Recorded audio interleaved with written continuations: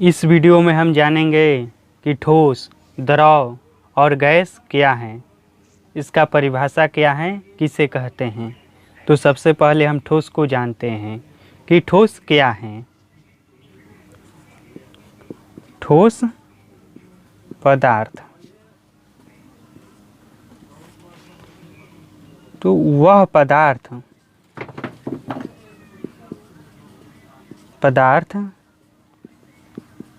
जिसका आकार और आयतन दोनों निश्चित होता है,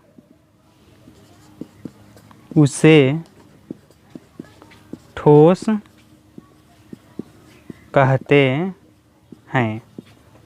यानी कि वह पदार्थ जिसका आकार और आयतन दोनों निश्चित होता है उसे ठोस कहते हैं। जैसे में यह पेन हो गया, इसका आकार भी निश्चित है, यह इतना आकार का है और इसका आयतन भी निश्चित है। जैसे में पेन, किताब,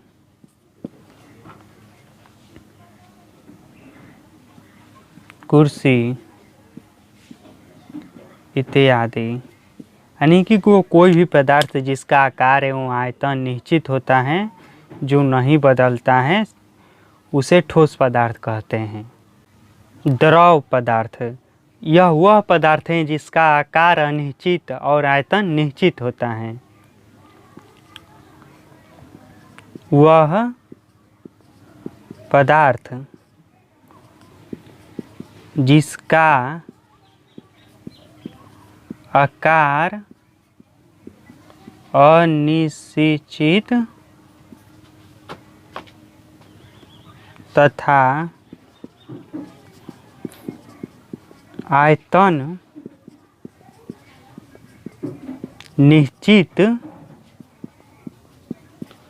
होता है, उसे द्रव कहते हैं।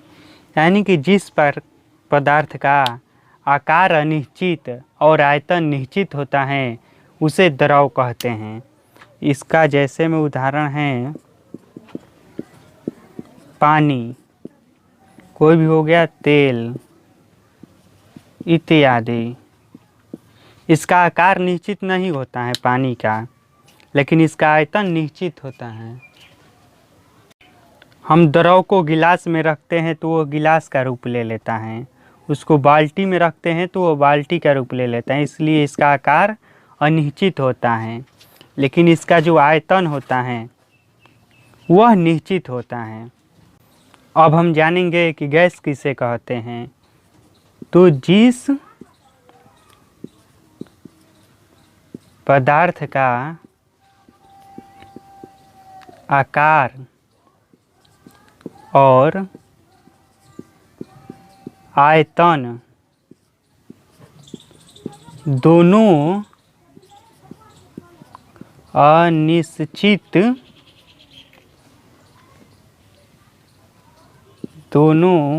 अनिश्चित